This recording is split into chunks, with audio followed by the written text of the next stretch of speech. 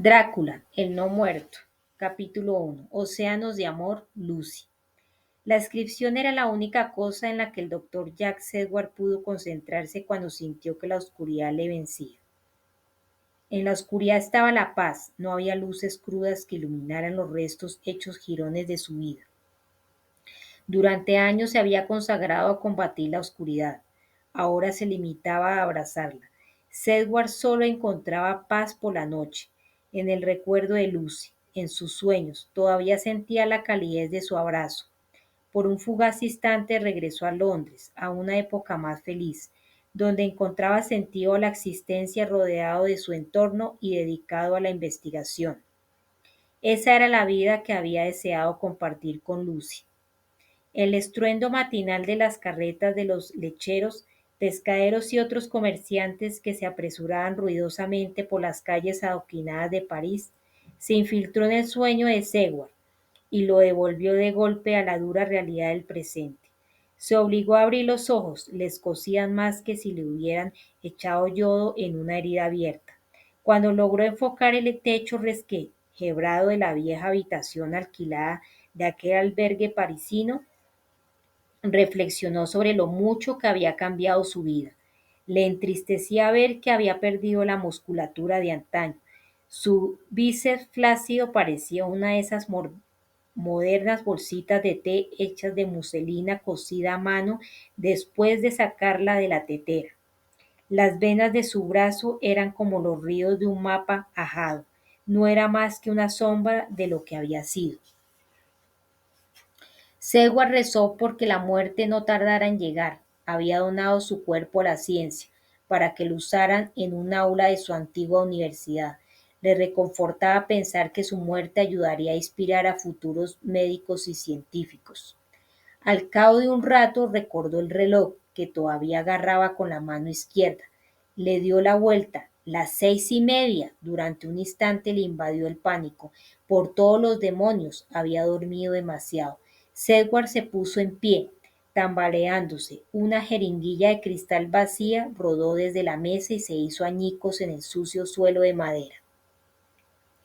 Una ampolla de morfina de color marrón ahumado estaba a punto de sufrir el mismo destino que la jeringuilla, pero Sedgwick cogió rápidamente el preciado líquido y se desató la cinta de cuero del bíceps izquierdo con un ágil movimiento.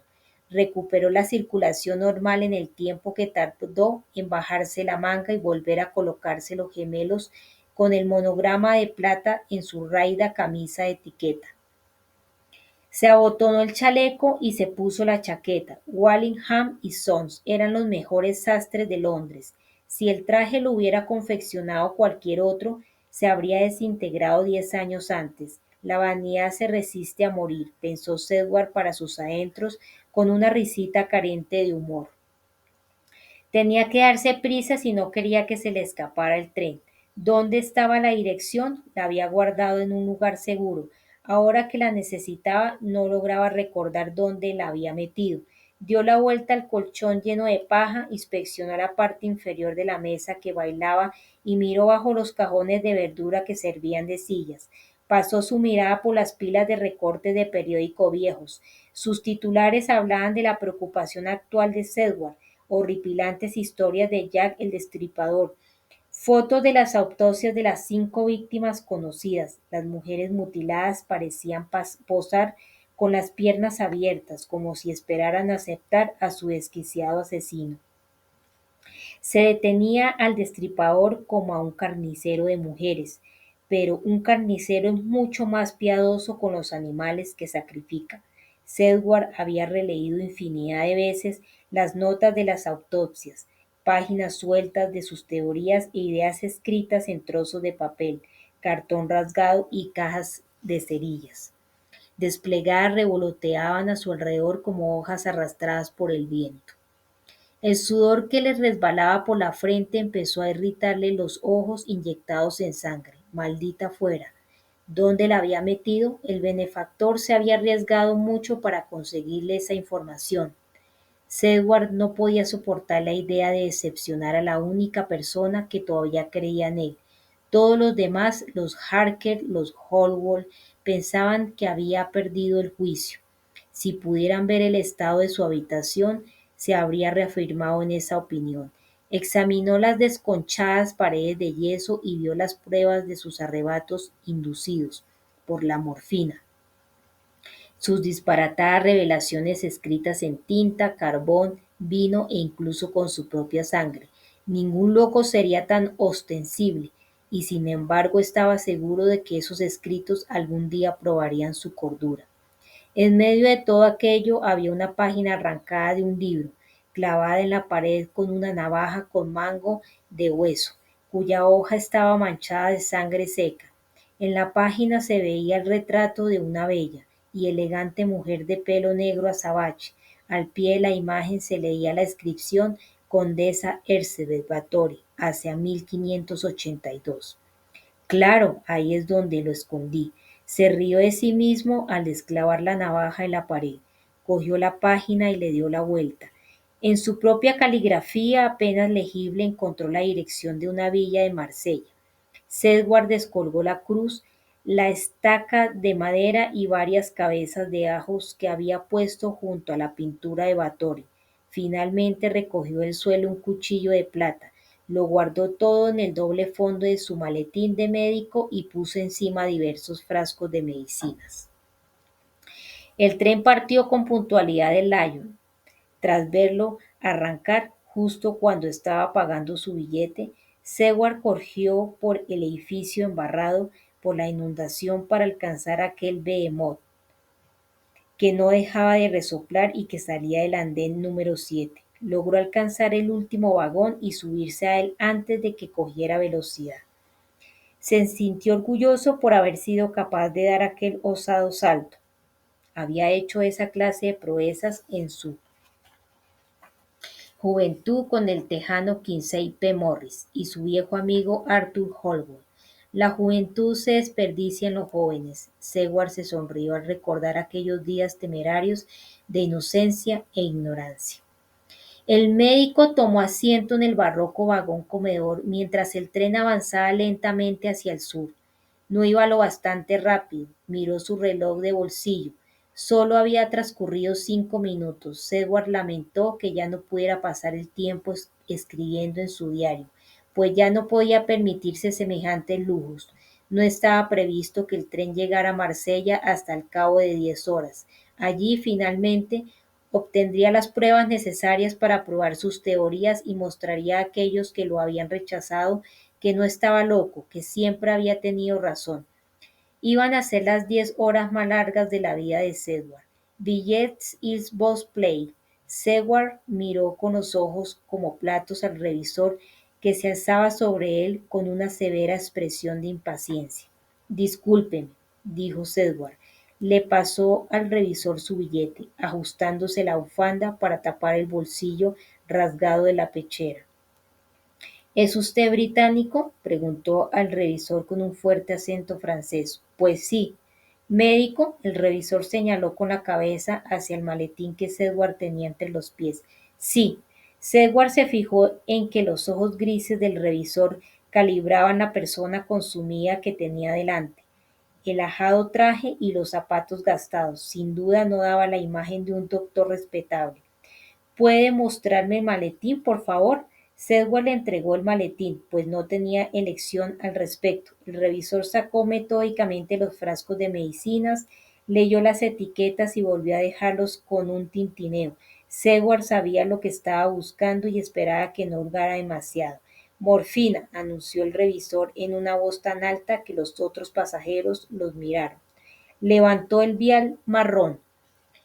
En ocasiones he de prescribirla como sedante. Déjeme ver su licencia, por favor. Seward buscó en sus bolsillos. El mes anterior se había firmado la Convención Internacional del Opio, que prohibía a las personas importar, vender, distribuir o exportar morfina sin licencia médica. Seward tardó tanto en encontrar la licencia que cuando finalmente la sacó, el revisor ya estaba a punto de tirar de la cuerda para parar el tren. El revisor examinó el documento torciendo el gesto. Luego posó sus ojos acerados en el papel de viaje. El Reino Unido era el primer país que usaba fotos de identificación en sus pasaportes. Desde que habían tomado aquella foto, Sedgwick había perdido muchísimo peso. Ahora tenía el cabello más gris y llevaba la barba descuidada y sin recortar. El individuo del tren era una mera sombra del hombre de la foto. ¿Por qué va a Marsella, doctor? Estoy tratando a un paciente allí. ¿Qué dolencia tiene ese paciente? Sufre trastorno narcisista de la personalidad. ¿Qué es? Consiste en una inestabilidad psicológica que provoca que el paciente imponga un control depredador, autoerótico, antisocial y parásito sobre aquellos que lo rodean, así como Mercy, el revisor cortó a Sedgwick al tiempo que le devolvió sus papeles y el billete con un hábil movimiento. Se volvió y se dirigió a los hombres que ocupaban la mesa de al lado. Billets, Bowls Play. Jack Sedgwick suspiró. Al guardarse los documentos en la chaqueta, miró de nuevo el reloj de bolsillo. En una suerte de tic nervioso, parecía que el interrogatorio había durado horas, pero solo habían pasado otros 5 minutos. Bajó la raída cortina de la ventana para protegerse los ojos de la luz del sol y se reclinó en el lujoso asiento tapizado en color burdeos. Océanos de amor, Lucy. Jack Sedgwick sostuvo el preciado reloj cerca del corazón, cerró los ojos y enseguida empezó a soñar. Un cuarto de siglo antes, Sedgwick acercó el mismo reloj a la luz para leer mejor la inscripción. Océanos de amor, Lucy. Ella estaba allí, viva. ¿No te gusta? Dijo haciendo un mohín. Él no pudo apartar la mirada de sus ojos verdes, suaves como un prado estival. Lucy tenía la extraña manía de mirar a la boca de su interlocutor, como si tratara de saborear la siguiente palabra antes de que pasara por los labios de éste. Tales eran sus ansias de vivir. Su sonrisa podía dar calor al más gélido de los corazones. Cuando ella se sentó en el banco del jardín ese día primaveral, Sedgwick se maravilló de cómo la luz del sol iluminaba los mechones sueltos y rojizos que danzaban en la brisa, formando un halo en torno a su rostro.